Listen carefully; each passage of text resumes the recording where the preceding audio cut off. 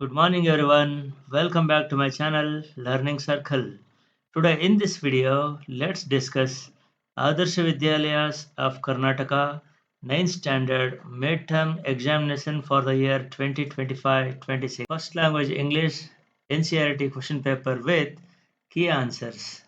Please watch this video till the end and try to practice writing answers as the key answers we are going to discuss in this video to score more in your final exam. So let's begin today's lesson. So let's discuss all the 47 questions with the key answers in this video.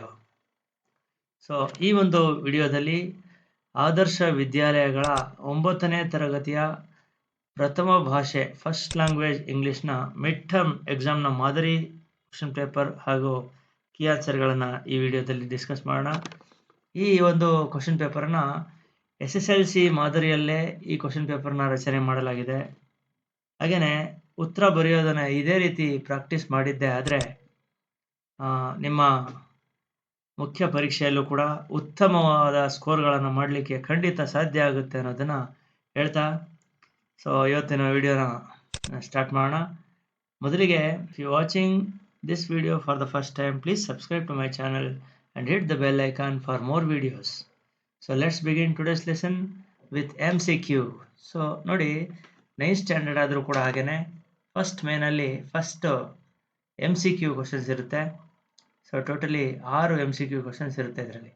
Okay, so ಯಾವ ರೀತಿ MCQ ಕ್ವಶನ್ಸ್ನ answer ಮಾಡಬೇಕು ಅನ್ನೋದನ್ನ ನೋಡೋಣ. First question, Geeta was very happy. The appropriate question tag to be added is. ಇಲ್ಲಿ ಯಾವ question ಟ್ಯಾಗ್ನ add ಮಾಡಬೇಕು ಅಂತ ಕೇಳಿದ್ದಾರೆ. Okay, is she, wasn't she, was she, wasn't Geeta ಅಂತಿದೆ. ಓಕೆ, ಸೊ ಇಲ್ಲಿ ಗೀತಾ ವಾಸ್ ವೆರಿ ಹ್ಯಾಪಿ ಅನ್ನುವಂಥದ್ದು ಒಂದು ಪಾಸಿಟಿವ್ ಸ್ಟೇಟ್ಮೆಂಟ್. ಪಾಸಿಟಿವ್ ಸ್ಟೇಟ್ಮೆಂಟ್ಗೆ ನೆಗೆಟಿವ್ ಕ್ವಶನ್ ಟ್ಯಾಗ್ ಇರಬೇಕು. ಹಾಗಾದರೆ ನೆಗೆಟಿವ್ ಕ್ವಶನ್ ಟ್ಯಾಗ್ ಯಾವುದಿದೆ ಇಲ್ಲಿ ಅಂತ ನೋಡಿದರೆ ಈಸ್ ಶಿ ಅಲ್ಲ, ವಾಸ್ ಶಿ ಅಲ್ಲ. ಸೊ ಇವೆರಡೂ ಕೂಡ ಅಲ್ಲ. ಹಾಗಾದರೆ ವಾಸಂಟ್ ಶೀನಾ ಅಥವಾ ವಾಸಂಟ್ ಗೀತಾನಾ ಅಂತ ನೋಡಬೇಕು. ಸೊ ಇಲ್ಲಿ ವಾಸ್ ಅನ್ನೋದು ಹೆಲ್ಪಿಂಗ್ ವರ್ಬ್, ಅದರ ನೆಗೆಟಿವ್ ಫಾರ್ಮ್ ವಾಸಂಟ್. ಎರಡರಲ್ಲೂ ಕೂಡ ವಾಸಂಟ್ ಇದೆ. ಓಕೆ, ಆದರೆ ಇಲ್ಲಿ ಶಿ ಅನ್ನೋದು ರೈಟ್. ಯಾಕೆ ಅಂತಂದರೆ ವಾಸಂಟ್ ಆದಮೇಲೆ ಕ್ವಶನ್ ಟ್ಯಾಗಲ್ಲಿ ಯಾವಾಗಲೂ ಕೂಡ ಪ್ರೊನೌನನ್ನು ಯೂಸ್ ಮಾಡಬೇಕಾಗುತ್ತೆ. According to the subject pronoun she ಆಗುತ್ತೆ. ಸೊ ಇಲ್ಲಿ ಸಬ್ಜೆಕ್ಟು ಗೀತಾ ಇರೋದ್ರಿಂದ ಆ subject according to subject pronoun she ಆಗುತ್ತೆ. So the right answer is B, wasn't she. He fought like a lion in the battlefield. The figure of speech used here is. ಈ ಸೆಂಟೆನ್ಸಲ್ಲಿ use ಮಾಡಿರುವಂಥ figure of speech ಯಾವುದು? Very simple and easy. ಇಲ್ಲಿ he ಅನ್ನೋದನ್ನು a lion ಅನ್ನೋದಕ್ಕೆ compare ಮಾಡಿದ್ದಾರೆ. Okay, ಅದು ಕೂಡ ಲೈಕ್ ಅನ್ನೋ ವರ್ಡನ್ನ ಯೂಸ್ ಮಾಡಿ. So very simple, this is undoubtedly simile. So ಈ ಥರ ಫಿಗರ್ ಆಫ್ ಸ್ಪೀಚನ್ನು ನಾವು ಸಿಮಿಲಿ ಅಂತ ಕರಿತೀವಿ. ಒಂದು ವ್ಯಕ್ತಿ ಅಥವಾ ವಸ್ತುವನ್ನು ಇನ್ನೊಂದು ವ್ಯಕ್ತಿ ಅಥವಾ ವಸ್ತುವಿಗೆ ಹೋಲಿಸುವಂಥದ್ದು, ಅದರಲ್ಲೂ ಕೂಡ ಕೀವರ್ಡ್ಸ್ ಆ್ಯಸ್ ಮತ್ತು ಲೈಕನ್ನು ಯೂಸ್ ಮಾಡಿ ಹೋಲಿಕೆ ಮಾಡುವಂಥದ್ದನ್ನು ನಾವು ಸಿಮಿಲಿ ಅಂತ ಕರಿತೀವಿ. Okay, blank is a dancer. Fill in the blanks with the appropriate form of pronoun. So appropriate form of pronoun ಯಾವುದು? ಇಲ್ಲಿ ಯೂಸ್ ಮಾಡಬೇಕಾಗಿರೋ ಪ್ರೊನೌನ್ ಯಾವುದು? I, you, she, they. ಇಲ್ಲಿ ಐ ಆಗೋದಿಲ್ಲ, ಯಾಕಂದರೆ I is a dancer, wrong. You is a dancer, she is a dancer is right answer. So according to subject verb is use ಮಾಡಬೇಕಾಗುತ್ತೆ. So she is a dancer is the right answer. Ramesh and Ramya blank good friends. The correct form of the verb to be filled in the blank is. ಇಲ್ಲಿ use ಮಾಡಬೇಕಾಗಿರೋ verb ಯಾವುದು ಅಂತ. Okay, so Ramesh and Ramya ಅಂತಿರೋದ್ರಿಂದ ಇದು plural subject. Plural ಸಬ್ಜೆಕ್ಟಿಗೆ plural verb ಆಗಿರಬೇಕು. Okay, so plural verb ಯಾವ್ಯಾವುದು ಇದರಲ್ಲಿ ಅಂತ ನೋಡಿದ್ರೆ ಆರ್ ಒಂದೇ ಇರೋವಂಥದ್ದು ಪ್ಲೂರಲ್ ವರ್ಬ್. ಸೊ ಆಮ್ ಅನ್ನೋದು ಸಿಂಗುಲರ್, ವಾಸ್ ಅನ್ನೋದು ಕೂಡ ಸಿಂಗುಲರ್, ಈಸ್ ಅನ್ನೋದು ಕೂಡ singular. Okay, so the right answer is Ramesh and Ramya are good friend. Alex blank European lives in blank island. The appropriate article to be filled in the blanks are. So ಇಲ್ಲಿ use ಮಾಡಬೇಕಾಗಿರುವಂತಹ articles ಯಾವುದು ಅಂತ. Okay, so ಇಲ್ಲಿ European ಅಂತ word ಇರೋದ್ರಿಂದ ಯಾ sound ಬರುತ್ತೆ. So Alex is a ಎಲ್ಲಿ ಬರುತ್ತೆ? So this one, Alex is a European, lives in an island. An island ನೋಡಿ, ಐ ಅನ್ನೋದು vowel sound. So right answer is A ಮತ್ತೆ an. B is the right answer. Okay, let's move to the next question. The dog barks loudly. The dog barks loudly. The underlined word is a bar and blank. ಇಲ್ಲಿ loudly ಅನ್ನೋ ವರ್ಡ್ನ underline ಮಾಡಿದ್ದೀವಿ. So ಇಲ್ಲಿ ಇರುವಂಥ ಯಾವ ಒಂದು parts of ಸ್ಪೀಚ್ಗೆ related ಆಗಿರುವಂಥ word ಇದು loudly ಅನ್ನೋವಂಥದ್ದು ಅಂತಂದರೆ very simple. Loudly is on adverb. Loudly is on adverb. Adverb ಅನ್ನುವಂಥದ್ದು ಇದು ಹೇಗೆ ಅಂತಂದರೆ, ಸೊ ಸಾಮಾನ್ಯವಾಗಿ ಅಡ್ಜೆಕ್ಟಿವ್ಸ್ಗೆ LY ಅನ್ನೋ ಸಫಿಕ್ಸನ್ನು ಆ್ಯಡ್ ಮಾಡಿದ್ರೆ ಆ word, that word becomes adverb. So ಹಾಗಾಗಿ ಇಲ್ಲಿ ಲೌಡ್ ಅನ್ನೋ ವರ್ಡ್ಗೆ LY ಆ್ಯಡ್ ಮಾಡಿರೋದ್ರಿಂದ ಇದು ಅಡ್ವರ್ಬ್. ರೈಟ್. ಸೊ ಇಲ್ಲಿ ಇರುವಂಥದ್ದನ್ನು ನಾವು ಅನಾಲಜಿ ಕ್ವಶನ್ಸ್ ಅಂತ ಕರಿತೀವಿ. ಸೊ ಇಲ್ಲಿ 2 ಸೆಟ್ ಆಫ್ ವರ್ಡ್ಸ್ ಇರುತ್ತವೆ. So one set is related to another set. ಒಂದು ಸೆಟ್ ಏನು ರಿಲೇಷನ್ಶಿಪ್ ಇರುತ್ತೋ ಅದೇ ರಿಲೇಷನ್ಶಿಪ್ನ ಅದರ್ ಸೆಟ್ಟಲ್ಲೂ ಕೂಡ ಬ್ಲಾಂಕನ್ನು ಫಿಲ್ ಮಾಡಬೇಕಾಗುತ್ತೆ. ಹೇಗೆ? Uncle ant. ಸೊ ಇಲ್ಲಿ ಅಂಕಲ್ ಅನ್ನೋದು ಮ್ಯಾಸ್ಕ್ಯುಲೈನ್ ಜೆಂಡರ್, ಆ್ಯಂಟ್ ಅನ್ನೋದು ಫೆಮಿನೈನ್ ಜೆಂಡರ್. ಅದೇ ರೀತಿ ಪೊಯೆಟ್ ಅನ್ನೋದು ಮ್ಯಾಸ್ಕ್ಯುಲೈನ್ ಜೆಂಡರ್, ಪೊಯೆಟೆಸ್ ಅನ್ನೋದು feminine gender. Okay. Agree, disagree. So ಇಲ್ಲಿ ಡಿಸ್ಅಗ್ರಿ ಅನ್ನುವಂಥದ್ದು ಪ್ರಿಫಿಕ್ಸನ್ನು ಆ್ಯಡ್ ಮಾಡಿ ಡಿಸ್ಅಗ್ರಿ ಅನ್ನೋ ವರ್ಡನ್ನು ಮಾಡಿರುವಂಥದ್ದು. ಹಾಗೆಯೇ known suitable prefix word is unknown. Known, unknown. Next real, really. ಇದು ರಿಯಲ್ ಅನ್ನುವಂಥದ್ದು ಅಡ್ಜೆಕ್ಟಿವ್, LY ಅನ್ನು ಮಾಡಿ ಅಡ್ವರ್ಬ್ ಮಾಡಿರುವಂಥದ್ದು. ಹಾಗೆಯೇ ಹ್ಯಾಪಿ ಅಡ್ಜೆಕ್ಟಿವ್, ಹ್ಯಾಪಿಲಿ ಅನ್ನುವಂಥದ್ದು ಅಡ್ವರ್ಬ್ ಆಗುತ್ತೆ. ಹಾಗೆಯೇ ಟೇಲ್, ಟೇಲ್. ಸೊ ಇದು homophones. Tale, tale. Meet, meet. Homophone is meet. Rewrite this sentence into past continuous tense. Past continuous tenseಗೆ ಇದನ್ನ ಚೇಂಜ್ ಮಾಡಬೇಕು. ಮೋಹನ್ ರೀಡ್ಸ್ ಎ ಸ್ಟೋರಿ ಅಂತಿದೆ. ಓಕೆ. ಸೊ ಪಾಸ್ಟ್ ಕಂಟಿನ್ಯೂಸ್ ಮಾಡಬೇಕು ಅಂತಂದರೆ ಅಲ್ಲಿ ನಮಗೆ ಹೆಲ್ಪಿಂಗ್ ವರ್ಬ್ಸ್ ಗೊತ್ತಿರಬೇಕಾಗುತ್ತೆ. Was plus VING. Okay. So Mohan was reading a story ಅನ್ನುವಂಥದ್ದು past continuous tenses. Change into exclamatory sentence. He was a strong man. So ಇಲ್ಲಿ exclamatory ಸೆಂಟೆನ್ಸ್ಗೆ ಈ ಸೆಂಟೆನ್ಸನ್ನು ಚೇಂಜ್ ಮಾಡಬೇಕು. ಹೇಗೆ? He was a strong man ಅನ್ನುವಂಥದ್ದು assertive sentence ಅಥವಾ declarative sentence. ಇದನ್ನು ಎಕ್ಸ್ಕ್ಲಮೇಟರಿ ಸೆಂಟೆನ್ಸ್ ಮಾಡಬೇಕು. ಹೇಗೆ ಅಂತಂದರೆ what a strong man he was ಅಂತ ಬರೆದು ಲಾಸ್ಟಲ್ಲಿ ಎಕ್ಸ್ಕ್ಲಮೇಷನ್ ಮಾರ್ಕ್ ಹಾಕಬೇಕು. ಎಕ್ಸ್ಕ್ಲಮೇಷನ್ ಮಾರ್ಕನ್ನು ಆ್ಯಡ್ ಮಾಡಬೇಕು. Right. Next, frame a meaningful sentence by using book as a verb. Generally book ಅನ್ನುವಂಥದ್ದು ಒಂದು ನೌನ್ ವರ್ಡ್. ಓಕೆ. ಸೇಮ್ ವರ್ಡನ್ನು ವರ್ಬ್ ಆಗಿ ಕೂಡ ಯೂಸ್ ಮಾಡ್ಬೋದು. ಹೇಗೆ? ಫಾರ್ ಎಕ್ಸಾಂಪಲ್ಗೆ ಇದು ಕೊಟ್ಟಿರುವಂಥದ್ದು, she booked a taxi on Ola app. She booked. ನೋಡಿ, ಬುಕ್ಡ್ ಅನ್ನುವಂಥದ್ದು ವರ್ಬ್. ಓಕೆ. ಅದೇ ರೀತಿ she booked a flight to Mumbai. So ಇಲ್ಲೂ ಕೂಡ ವರ್ಬ್ ಆಗಿ ಯೂಸ್ ಆಗಿರುವಂಥದ್ದು ಬುಕ್ ಅನ್ನುವಂಥ word. Okay.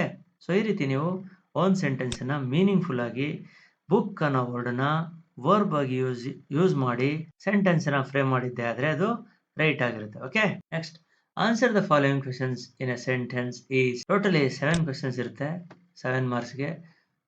What did Tommy found in the attic ಅಂತ ಇರುತ್ತೆ. Okay.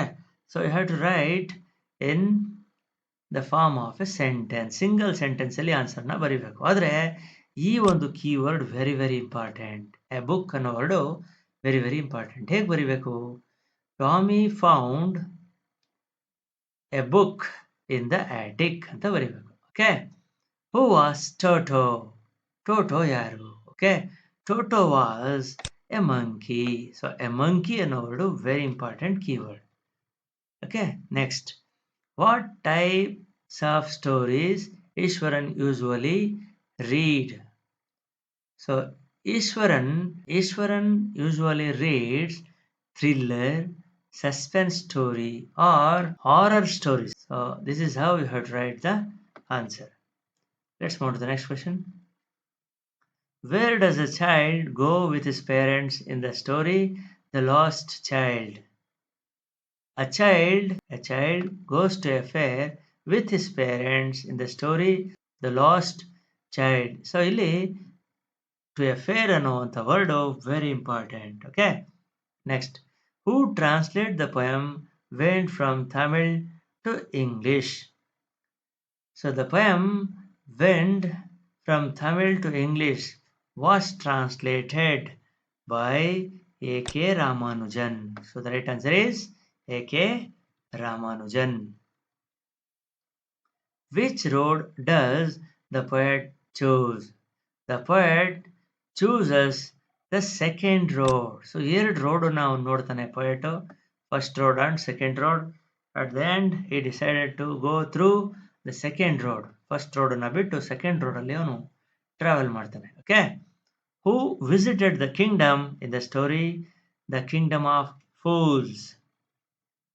A guru and his disciple visited the kingdom in the story The Kingdom of Fools ಅಂತ ಬರಿಬೇಕಾಗುತ್ತೆ. Okay. Answer the following sentence in 2 to 3 sentences is. See, ಇಲ್ಲಿ 2 ರಿಂದ 3 sentence ನೀವು ಬರೀಲೇಬೇಕಾಗುತ್ತೆ. At least 2 sentence ಆದರೂ ಈ ಟೈಪ್ನ ಕ್ವಶನ್ಗೆ ನೀವು ಆನ್ಸರ್ನ ಬರೀಬೇಕಾಗುತ್ತೆ. ಹೇಗೆ? Where was Margie's school? Did she have any classmates? See, Margie's school was near her own bedroom. Very important words. Okay. So, did she have any classmate? No, word. She did not have any classmates. She did not have any classmates. Where does the traveler find himself? What problems does he face? The traveler finds himself at a point where two roads diverged. Diverged means separated. ಎರಡು road separate ಆಗಿರೋ ಜಾಗದಲ್ಲಿ ಒಬ್ಬ traveller ಸಿಗಾಕೊಂತಾನೆ. Okay. So ಏನು ಅವನ problem?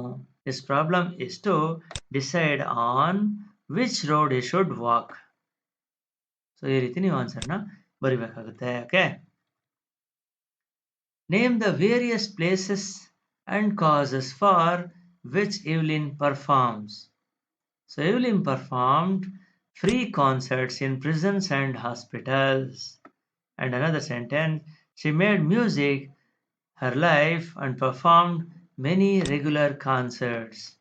ಈ ರೀತಿ ನೀವು ಆನ್ಸರ್ನ ಬರಿಬೇಕಾಗುತ್ತೆ. Who was Nana? How did Toto tease Nana? Nana was the narrator's family donkey. Narrator's family donkey. So how did Toto tease Nana? Toto troubled Nana by pulling at her halter and trying to keep her head as far as possible from a bundle of hay. ಈ ರೀತಿ torture ಅನ್ನ ಕೊಡ್ತಾ ಇತ್ತು. At least you have to write 2 sentences meaningfully. What are the 2 things the guru and his disciple find in the kingdom of fools? ಎರಡು things ಏನು? The guru and disciple found that in the kingdom of fools, people used to work during the nights and sleep during the days. First point. Okay. Everything was cheap and cost the same. On the same cost. Only one duddu. Okay. You have to write in 2 sentences. Why was Ishwaran called Mahendra's asset? ಯಾಕೆ ಈಶ್ವರನ್ ಅವರನ್ನ ಮಹೇಂದ್ರಾಸ್ asset ಅಂತ ಕರೀತಾರೆ? ಯಾಕೆ ಅಂತಂದ್ರೆ Ishwaran was Mahendra's cook. First one. Okay.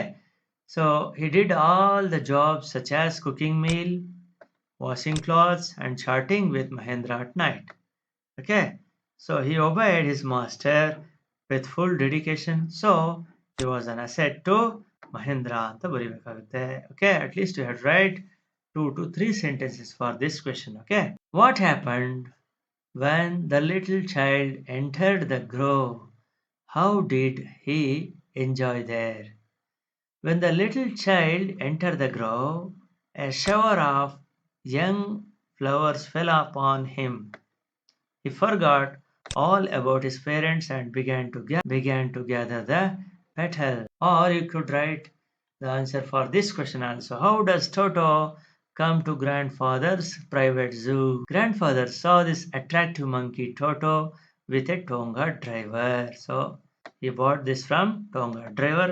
Grandfather had a great liking for animals, so he decided to buy Toto from the Tonga driver. Okay, I have to write like this. At least 2 to 3 sentences. Let's move to the next main. Rewrite as directed. Change the following sentence to passive voice. Smita wrote a letter. ಇದು active voice. ಇದನ್ನ passive ವಾಯ್ಸ್ಗೆ change ಮಾಡಬೇಕಾಗುತ್ತೆ. ಹೇಗೆ? First you have to interchange the subject and object. Smita ಅನ್ನೋದು ಇಲ್ಲಿ subject, a letter ಅನ್ನೋದು object. So ಲೆಟರ್ನ subject ಮಾಡಬೇಕು, ಸ್ಮಿತಾ ಅನ್ನೋದನ್ನ ಆಬ್ಜೆಕ್ಟ್ ಮಾಡಬೇಕು. ಹೇಗೆ? A letter was written by Smita. A letter was written by Smita. Wrote becomes was written by Smita. Okay. Combine the following sentences using to, so that not. He is very bold. He cannot walk fast. So ಇಲ್ಲಿ ಎರಡು sentence ಇದೆ. ಎರಡು sentence ಅನ್ನ combine ಮಾಡಿ ಒಂದು sentence ಮಾಡಬೇಕಾಗುತ್ತೆ. ಹೇಗೆ? First sentence to use ಮಾಡಿ. ಹೇಗೆ ಅಂತಂದ್ರೆ he is too old, very old ಬದಲು you have to write too old.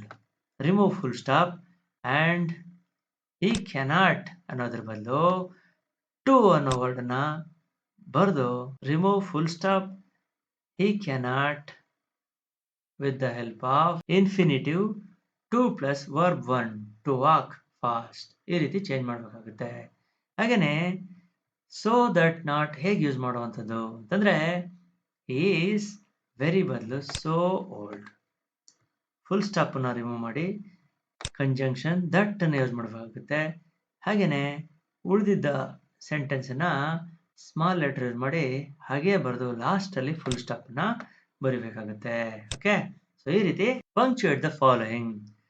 She said what are you doing. So ಈ ರೀತಿ ಇದನ್ನು ಪಂಕ್ಚುಯೇಟ್ ಮಾಡಬೇಕು. ಅಂದರೆ ಎಲ್ಲಿ ಕ್ಯಾಪಿಟಲ್ ಲೆಟರ್ ಬಳಸಬೇಕು, ಎಲ್ಲಿ ಯಾವ ಒಂದು ಪಂಕ್ಚುಯೇಷನ್ ಮಾರ್ಕ್ಸನ್ನು ಯೂಸ್ ಮಾಡಬೇಕು ಅಂತ ಅನ್ನೋದನ್ನು ನೋಡುವಂತಹ ಕ್ವಶನ್ ಆಗಿದೆ ಇದು. ಓಕೆ, ಶಿ ನೋಡಿ capital letter, she said comma, double inverted comma start, ಮತ್ತೆ this one is also capital letter. Okay, and what are you doing at the end question mark and end with double inverted comma. Okay, so ಈ ರೀತಿ punctuation ಅನ್ನ correct ಆಗಿ use ಮಾಡಿದ್ದೆ ಆದರೆ you will get 2 out of 2 marks. Answer the following questions in 5 to 6 sentences each. ಅಂದ್ರೆ ಇಲ್ಲಿ 5 to 6 sentences answers ಅನ್ನ ಬರಿಬೇಕಾಗುತ್ತೆ. ಹೇಗೆ? Why does the lost child lose interest in the things that he had wanted earlier ಅಂತ ಒಂದು question ಇದೆ. Okay, so ಇದಕ್ಕೆ 5 to 6 sentences ಯಾವ ರೀತಿ ಬರೆಯುವಂಥದ್ದು? See, the lost child loses interest in the things he had wanted earlier because he got lost in the fair. First point. Okay, he is afraid and feels unsafe. Next, he is panic striken for being lost, searched for his parents everywhere in the fair. The only thing that he wants at that moment is his parents. Okay, ಈ ರೀತಿ answers ಅನ್ನ ಬರಿಬೇಕಾಗುತ್ತೆ 5 to 6 sentences ಅಲ್ಲಿ. Okay, what is the central idea of the poem The Road Not Taken? So ಇದರ road not taken ಅನ್ನೋ ಪೊಯಮ್ನ central idea ಏನು? Central idea ಅಂತಂದ್ರೆ ಪೊಯಮ್ನ ಒಂದು short summary ಅಂತ ಕೂಡ ಕರಿಬಹುದು. ಓಕೆ, ಸೊ ಯಾವ ರೀತಿ ಬರಿಬೇಕು ಅನ್ನೋದನ್ನ ಒಂದ್ಸರಿ ಓದಿ. So please pause the video and read the answer. ಈ ರೀತಿ ನೀವು ಆನ್ಸರ್ಸ್ ಅನ್ನ 5 to 6 sentences ಅಲ್ಲಿ ಬರಿಬೇಕಾಗುತ್ತೆ.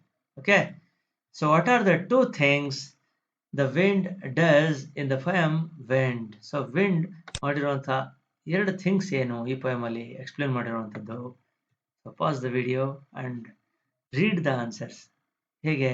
At least you have to write 5 to 6 sentences. Wind is very powerful. It breaks the doors, scatters the papers, and throws down the books, tears the pages. It brings the clouds. It mocks at the weak. The weak persons are really helpless. ಅನ್ನೋ ಒಂದು points ಅನ್ನ 5 to 6 lines ಅಲ್ಲಿ ನೀವು ಬರಿಬೇಕಾಗುತ್ತೆ. Okay, why did Einstein write a letter to Franklin Roosevelt? Franklin Roosevelt ಅವ್ರಿಗೆ ಯಾಕೆ ಒಂದು ಲೆಟರ್ನ ಅವರು ಬರೆದ್ರು ಅಂತ ಅನ್ನುವಂಥದ್ದು. ಓಕೆ, ಸೊ ಇಲ್ಲೂ ಕೂಡ 5 to sentences ಅನ್ನ ಪ್ರಯೋಗ ಮಾಡಬೇಕಾಗುತ್ತೆ. 5 to 6 ಪಾಯಿಂಟ್ಸ್ ಆದ್ರೂ ಇರಬೇಕು. Emergency of Nazis in Germany, Einstein emigrated to the United States. ಅಂದ್ರೆ the Nazis had the ability to develop the atomic bomb, so it could destroy the whole world ಅನ್ನ describe ಮಾಡುತ್ತೆ. So he warned Franklin D. Roosevelt in this letter ಅಂತ ಬರಿಬೇಕಾಗುತ್ತೆ. Okay, how does Tommy describe the old kinds of school? old kind of school ಹೇಗಿತ್ತು ಅಂತ Tommy describe ಮಾಡಿದ್ದಾರೆ. Okay, old kind of school ಹೇಗಿತ್ತು? Pause the video and read the answers. Try to write as it is in your exam. Why does the world remember Einstein as a world citizen? Einstein ಅವ್ರನ್ನ world citizen ಅಂತ ಯಾಕೆ remember ಮಾಡ್ತಾರೆ ಜನ? Okay, so pause the video and read the answers thoroughly and try to write the same in your final exams. Okay, in what ways did Kezia's grandmother encourage her to get to know her father better? So please pause the video and read the answers carefully. Explain with reference to the context. The wind god winnows and crushes them all. ಈ ತರ questions ಅನ್ನ ನೀವು first time answers ಅನ್ನ ಬರಿತೀರಿ ನೀವು. ಯಾಕೆ ಅಂತಂದ್ರೆ 9th standard ಇಂದ start ಆಗುತ್ತೆ ಇದು, ಅದರಲ್ಲೂ ಕೂಡ essay 1 ಇಂದ. ಸೊ ಯಾವ ರೀತಿ ಆನ್ಸರ್ ಮಾಡಬೇಕು ಅಂತಂದ್ರೆ, first you have to identify the lesson or poem from which this statement is taken from. So ಈ ಸ್ಟೇಟ್ಮೆಂಟ್ ಅನ್ನ ಯಾವ ಲೆಸನ್ ಇಂದ ತಗೊಂಡಿದ್ದಾರೆ ಅಥವಾ ಯಾವ ಪೊಯಮ್ ಇಂದ ತಗೊಂಡಿದ್ದಾರೆ ಅನ್ನೋದನ್ನ ಬರಿಬೇಕಾಗುತ್ತೆ. ಅದನ್ನ ರೆಫರೆನ್ಸ್ ಅಂತ ಕರಿತೀವಿ. Okay, so this statement was taken from the poem wind written by the Tamil poet Subramanya Bharati. Okay, ಇದು ರೆಫರೆನ್ಸ್. ನೆಕ್ಸ್ಟ್ ಕಾಂಟೆಕ್ಸ್ಟ್, ಯಾವಾಗ ಯಾರು ಹೇಳಿದ್ರು ಇದನ್ನ ಅಂತ. Okay, this line was told by the poet to the readers about wind ಬಗ್ಗೆ ಮಾತಾಡ್ಬೇಕಾದ್ರೆ ಇದನ್ನ ಹೇಳಿದ್ರು. ಮತ್ತೆ ಕಾಮೆಂಟ್ ನ ಬರಿಬೇಕಾಗುತ್ತೆ. ಅಂದ್ರೆ ಇದು ಯಾವಾಗ ಹೇಳಿದ್ರು, ಯಾಕೆ ಹೇಳಿದ್ರು ಅಂತನ್ನುವಂಥದ್ದು. ಹೇಗೆ? The poet says that wind is powerful. He compares it to the god. The poet suggests that we should build strong houses and fix the doors firmly to make friends with the wind. It will become useful to winnow grains from the dust. We should be strong enough to face the difficulties in life. ಅಂತ ಹೇಳಿ ನೀವು ಇದ್ರ ಬಗ್ಗೆ ಸ್ವಲ್ಪ explain ಮಾಡಿ ಆ statement ಬಗ್ಗೆ ಬರೆದಿದ್ದೆ ಆದ್ರೆ you will get 3 out of 3 marks. Okay, let's move to the next question. Now in memory comes my mother. So ಈ ಸ್ಟೇಟ್ಮೆಂಟ್ ನ ಯಾವ ಲೆಸನ್ ಇಂದ ತಗೊಂಡಿದೀವಿ ಅಥವಾ ಯಾವ ಪೊಯಮ್ ಇಂದ ತಗೊಂಡಿದೀವಿ ಅಂತಂದ್ರೆ, this statement was taken from the poem Rain on the Roof written by Kurt Skinny. Okay, this line was told by the poet to the readers about his mother. So mother ಬಗ್ಗೆ ಹೇಳಿರುವಂತದ್ದು. ಯಾವಾಗ ಹೇಳಿದ್ರು, ಯಾಕೆ ಹೇಳಿದ್ರು? The poet loves rain because it carries him in old memories. The poet loved his mother. He remembered her when he lied on his bed to enjoy the sounds of the rain. It appeared to him as if she was fondly looking at him. ಅಂತ ಹೇಳಿ so ಆ ಒಂದು statement ಬಗ್ಗೆ ಬರೆದಿದ್ದೆ ಆದ್ರೆ you will get 3 out of 3 marks. Let's move to the next question. Why would anyone write about school? This statement was taken from the lesson The Fun They Had, written by Isaac Asimov. This lesson line was told by the little girl Margie to Tommy about the school. Okay, ಯಾವಾಗ ಹೇಳಿದ್ರು, ಯಾಕೆ ಹೇಳಿದ್ರು? Margie and Tommy were learning from telebooks and computer screen. Tommy found a real book, started reading it. Okay, Tommy found a real book. Margie had never seen a book before. In the book, it was written about world schools and teachers. While reading that book, Margie asked Tommy as above. ಈ ರೀತಿ ನೀವು answer ಅನ್ನ ಬರೆದಿದ್ದೆ ಆದ್ರೆ you will get 3 out of 3 marks. You look like a little brown owl. This statement was taken from the lesson The Little Girl written by Katherine Mansfield. ಈ statement ಅನ್ನು ಹೇಳಿದ್ಯಾರು, ಯಾರಿಗೆ ಹೇಳಿದ್ದು? This line was told by Kezia's father to the little girl Kezia. ಯಾವಾಗ ಹೇಳಿದ್ರು, ಯಾಕೆ ಹೇಳಿದ್ರು? Kezia was afraid of her father because he used to talk to her harshly. He was in a habit of finding out her mistakes. She always kept quiet in front of her father. She was not ready to respond him because of fear. At this situation, her father scolded her as above ಅಂತ ಬರಿಬೇಕಾಗುತ್ತೆ. Okay, so next quote from memory. So poem ಅನ್ನ ಬರಿಬೇಕಾಗುತ್ತೆ. ಅದರಲ್ಲೂ ಕೂಡ the road not taken ಅನ್ನೋ ಪೊಯಮ್ನ first 5 lines ಅನ್ನ ಬರೆದಿದ್ದೆ ಆದ್ರೆ you will get 4 out of 4 marks. While writing this poem, you have to look at the spellings and punctuation properly. Answer the following questions in 7 to 8 sentences. ಇದು 4 marks questions ಆಗಿರ್ತವೆ.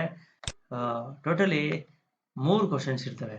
Okay, first question, how did Tommy describe the old kinds of school and the old teachers? So ಇಲ್ಲಿ Tommy says that old schools were different. So first question ಗೆ old schools ಬಗ್ಗೆ ಬರೆದಿರುವಂತದ್ದು, different school building ಹೇಗಿತ್ತು, ಹಾಗೆ ಅಲ್ಲಿ ಯಾವ ರೀತಿ studies ಮಾಡ್ತಿದ್ರು, ಮಕ್ಳು ಹೇಗಿದ್ರು, ಎಲ್ಲಾನು ಬರೆದಿರುವಂಥದ್ದು. Okay, next about second questions, teachers, ಅಲ್ಲಿ ಟೀಚರ್ಸ್ ಹೇಗಿದ್ರು? Old teachers did not live in house. ಅವ್ರಿಗೆ ಸ್ಪೆಷಲ್ ಬಿಲ್ಡಿಂಗ್ ಇತ್ತು, ಅದನ್ನ ಸ್ಕೂಲ್ ಅಂತ ಕರಿತಾ ಇದ್ರು. ದೇ ಗೇವ್ ಹೋಮ್ ವರ್ಕ್ ಕೊಡ್ತಾ ಇದ್ರು, they gave homework and they are not mechanical teachers, ಅವರು ಹ್ಯೂಮನ್ ಬೀಯಿಂಗ್ಸ್ ಆಗಿದ್ರು. ಈ ರೀತಿ ಬರೆದಿದ್ದೆ ಆದ್ರೆ you will get 4 out of 4 marks. Okay, or ಇನ್ನೊಂದು ಚಾಯ್ಸ್ ಕೊಟ್ಟಿರುವಂಥದ್ದು, how does Evelyn hear music. Music ನ ಇವ್ಲಿನ್ ಹೇಗೆ ಕೇಳಿಸ್ಕೊಂತಾ ಇದ್ರು? ಸೊ ಇದನ್ನು ಕೂಡ 7 to 8 ಲೈನ್ಸ್ ಈ ರೀತಿ ಬರೀಬೇಕಾಗುತ್ತೆ. So please pause the video and read the answers. Okay, ವಿಡಿಯೋನ ಪಾಸ್ ಮಾಡಿ ಆನ್ಸರ್ಸ್ ಅನ್ನ ರೀಡ್ ಮಾಡಿ ಒನ್ಸ್ ಯಾವ ರೀತಿ ಬರೀಬೇಕು ಅನ್ನೋದನ್ನ ನೋಡಿ. Okay, 7 to 8 lines. Next, let's move to the next question. What was Kezia's father's routine before going to his office? So 43rd question, more sub questions ಇದೆ ಇದರಲ್ಲಿ. Before going to his office, after coming back from his office, on Sundays. Okay, so ಇದ್ರ ಬಗ್ಗೆ ಯಾವ ರೀತಿ ಬರೀಬೇಕು ಈ questions answer. Kezia was afraid of her father because he used to talk to her harshly and also he has a huge body. He appears to be a very strict person.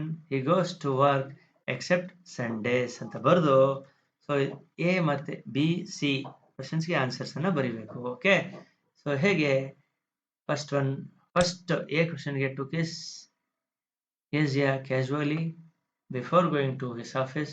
He would ask for the newspaper and tea after coming back from his office. On Sundays he would take rest. He would enjoy sound sleep on the sofa ಅಂತ ಹೇಳಿ ಬರೀಬೇಕಾಗುತ್ತೆ. Okay, so you have to read 7 to 8 line. ಇದು ಕೂಡ choice ಇದೆ. Where was shehnai played traditionally? How did Bismillah Khan change this? So traditionally ಶೆಹನಾಯ್ನ ಎಲ್ಲಿ play ಮಾಡ್ತಿದ್ರು, ಅದನ್ನ ಹೇಗೆ ಚೇಂಜ್ ಮಾಡಿದ್ರು ಬಿಸ್ಮಿಲ್ಲಾ ಖಾನ್ ಅವರು ಅಂತ. ಓಕೆ, ಸೊ ಪಾಸ್ ದ ವಿಡಿಯೋನ ಸ್ವಲ್ಪ ಹೊತ್ತು ನಿಲ್ಲಿಸಿ ಆನ್ಸರ್ಸ್ ಅನ್ನ ನೋಡಿ, ಹೇಗೆ ಯಾವ ರೀತಿ ಆನ್ಸರ್ಸ್ ನ ಬರೀಬೇಕು 7 to 8 ಲೈನ್ಸ್ ಅಲ್ಲಿ ಅಂತ ಅನ್ನೋದನ್ನ ಒಂದ್ಸರಿ ಓದಿ. See how to write the answers in 7 to 8 lines. Okay, next question, write the summary of the poem The Road Not Taken. So ಅದರ ಸಮ್ಮರಿಯನ್ನ ಬರೆಯುವಂಥದ್ದು. ಸಮ್ಮರಿ ಹೇಗೆ ಬರೀಬೇಕು? ಫಸ್ಟ್ ಒಂದಷ್ಟು 3 to 4 ಲೈನ್ಸ್ ಇಂಟ್ರೊಡಕ್ಟರಿ ಪಾರ್ಟ್ ಇರಬೇಕು. ನೆಕ್ಸ್ಟ್ ಮೇನ್ ಪಾರ್ಟ್ ಯಾವ ರೀತಿ, ಈ ರೀತಿ 8 to 10 lines ಅಲ್ಲಿ ಮೇನ್ ಸಮ್ಮರಿಯನ್ನ ಬರೀಬೇಕಾಗುತ್ತೆ. Again so 3 to 4 lines conclusion part ಅನ್ನ ಬರೀಬೇಕಾಗುತ್ತೆ. ಓಕೆ, ಸೊ ಅದೇ ರೀತಿ summarise the poem rain on the roof. So rain on the roof ಪೋಯಮ್ಗೆ ಯಾವ ರೀತಿ ಸಮ್ಮರಿಯನ್ನ ಬರಿಬೇಕು ಅಂತ ನೋಡೋಣ. ಹೇಗೆ first introductory part, okay, next main part of this summary ಯಾವ ರೀತಿ 8 to 10 ಲೈನ್ಸ್ ಬರಿಬೇಕು. ಹಾಗೆ ಅಟ್ ದ ಎಂಡ್ ಕನ್ಕ್ಲೂಷನ್ ಬರಿಬೇಕು ಅನ್ನೋದನ್ನ ಒಂದ್ಸರಿ ಪಾಸ್ ಮಾಡಿ ನೋಡಿ. Okay, so let's move on to the next question. So ಇಲ್ಲಿ ಒಂದು ಪ್ಯಾಸೇಜ್ ಅನ್ನು ಕೊಟ್ಟಿದ್ದಾರೆ. Read the passage carefully and answer the questions given below. ಈ ಪ್ಯಾಸೇಜ್ ಅನ್ನ ಕೇರ್ಫುಲ್ ಆಗಿ ಫಸ್ಟ್ ಓದ್ಬೇಕು. ಓಕೆ, ಆಫ್ಟರ್ ರೀಡಿಂಗ್ ದಿಸ್, ಓದಿ ಅರ್ಥ ಮಾಡಿಕೊಂಡು ಇಲ್ಲಿ 2 ಕ್ವಶನ್ಸ್ ಕೊಟ್ಟಿರ್ತಾರೆ. ಆ ಕ್ವಶನ್ಸ್ಗೆ ಸ್ಯೂಟಬಲ್ ಆನ್ಸರ್ನ ಬರಿಬೇಕಾಗುತ್ತೆ. Why is punctuality necessary? Answers ಆ ಒಂದು ಪ್ಯಾಸೇಜಲ್ಲಿ ಇರುತ್ತೆ. ಕರೆಕ್ಟಾಗಿ ಓದಿ ಅರ್ಥ ಮಾಡಿಕೊಂಡು ಓನ್ ಸೆಂಟೆನ್ಸನ್ನು ಫ್ರೇಮ್ ಮಾಡಿ ಆನ್ಸರ್ನ ಬರಿಬೇಕಾಗುತ್ತೆ. ಅದು 2 to 3 lines for each questions. Okay, second ಕ್ವೆಶನ್ಗೂ ಕೂಡ ಅದೇ ರೀತಿ. Next, write an essay about 18 to 20 sentences on any one of the following. 18 to 20 sentences ಇರಬೇಕು essay writing. Okay, so 2 topic ಅನ್ನ ಕೊಟ್ಟಿರ್ತಾರೆ. ಯಾವುದಾದ್ರೂ ಒಂದನ್ನು ಚೂಸ್ ಮಾಡಿ ನೀವು ಆನ್ಸರ್ನ ಬರಿಬೇಕಾಗುತ್ತೆ. ಸೊ ಇದಕ್ಕೆ ಯಾವ ರೀತಿ ಮಾರ್ಕ್ಸ್ ಅಲಾಟ್ ಆಗಿರುತ್ತೆ ಅಂತಂದ್ರೆ, ಫಸ್ಟ್ ಒನ್ ಮ್ಯಾಟರ್, ಅಂದ್ರೆ ಈ ಒಂದು ಸಬ್ಜೆಕ್ಟ್ಗೆ 2 ಮಾರ್ಕ್ಸ್ ಇರುತ್ತೆ. ಸೀಕ್ವೆನ್ಸ್, ಆ ಮ್ಯಾಟರ್ನ ಯಾವ ರೀತಿ ಅಲೈನ್ ಮಾಡಿದ್ದಾರೆ, ಜೋಡಿಸಿದ್ದಾರೆ ಅನ್ನೋದಕ್ಕೆ 2 ಮಾರ್ಕ್ಸ್ ಇರುತ್ತೆ.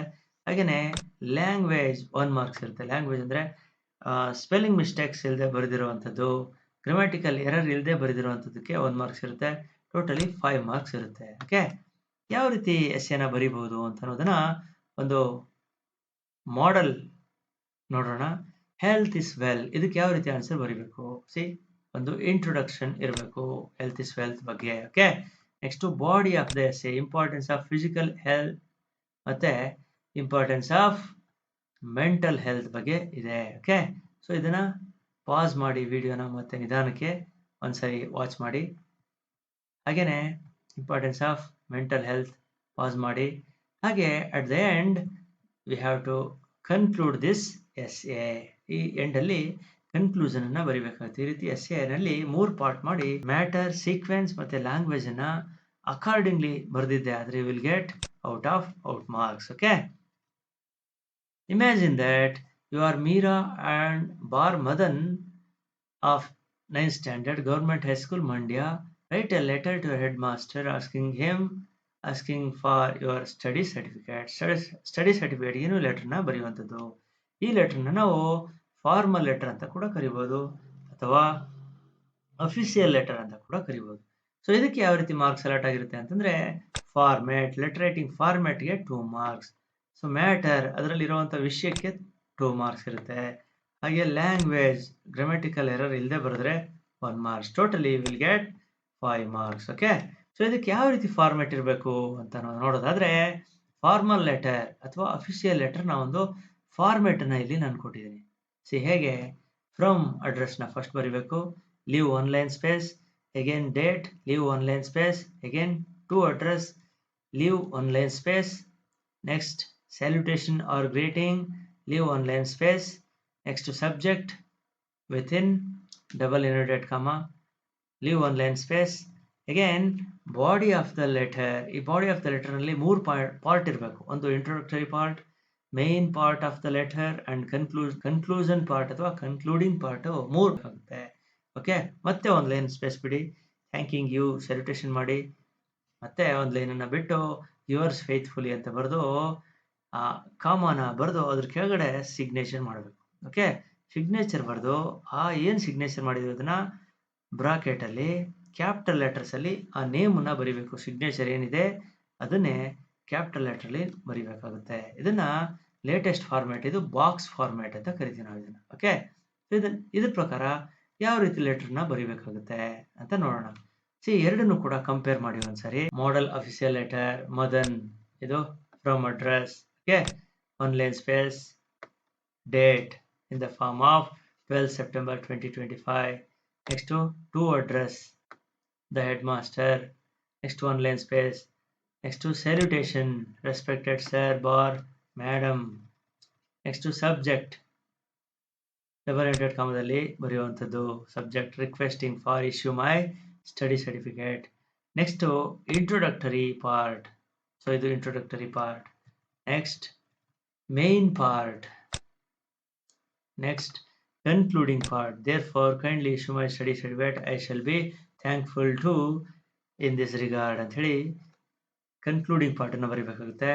1 line space, again thanking you ಅಂತ ಬರೆದು ಯುವರ್ಸ್ ಫೇತ್ಫುಲಿ ನೋಡಿ, ಯುವರ್ಸ್ ಫೇತ್ಫುಲಿ ಅಂತ ಬರೆದು ನೋಡಿ ಇಲ್ಲಿ ಸಿಗ್ನೇಚರ್ ಮದನ್ ಅಂತ ಸಿಗ್ನೇಚರ್ ಮಾಡಿ ಅದನ್ನ ಬ್ರಾಕೆಟ್ ಅಲ್ಲಿ ಬರೆದಿದ್ದೆ ಆದರೆ you will get 5 out of 5 marks. Okay, so ಹಾಗೇನೆ ಇನ್ನೊಂದು letter, imagine that you are Radha bar Ravi of 9th standard government high school Mysuru. Write a letter to your father about your preparation for your annual examination. ಇದು informal ಅಥವಾ personal letter.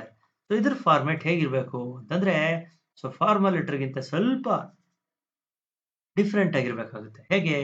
First from address, again 1 line space, again date, again 1 line space, ಇಲ್ಲಿ to address ಮೇಲ್ಗಡೆ ಬರಲ್ಲ. Okay, next greetings ಅಥವಾ salutation, next 1 line space, again introductory part, main part and concluding part, next 1 line space, complimentary closing ಮಾಡಿ signature ಮಾಡಿ ಮತ್ತೆ ನೇಮನ್ನ ಬರೆದು at the end ಅಲ್ಲಿ ಟೂ ಅಡ್ರೆಸ್ ಅನ್ನ ಬರಿಬೇಕಾಗುತ್ತೆ. 1 ಲೈನ್ ಬಿಟ್ಟು ಎಂಡ್ ಅಲ್ಲಿ ಟೂ ಅಡ್ರೆಸ್ ಅನ್ನ ಒಂದು ಬಾಕ್ಸ್ ಅಲ್ಲಿ ಬರಿಬೇಕಾಗುತ್ತೆ. Okay, including postal index number PIN number ಯಾವುದು ಗೊತ್ತಿಲ್ಲ ಅಂತಂದ್ರೆ 570000 ಅಂತ ಬರೆದ್ರೆ ಅದೇ ಪಿನ್ ಕೋಡ್ ಅಡ್ರೆಸ್ ಆಗುತ್ತೆ. ಓಕೆ, ಸೊ ಈ ರೀತಿ ನೀವು, so please try to write the personal or informal letter as per the above format. Above format ಪ್ರಕಾರ ನೀವು ಈ ಪರ್ಸನಲ್ ಲೆಟರ್ನ ಬರೀಲಿಕ್ಕೆ ಟ್ರೈ ಮಾಡಿ. Okay, thank you very much for watching this video. Hope you have understood this video very well. Okay, thank you once again. ಜೈ ಹಿಂದ್, ವಂದೇ ಮಾತರಂ.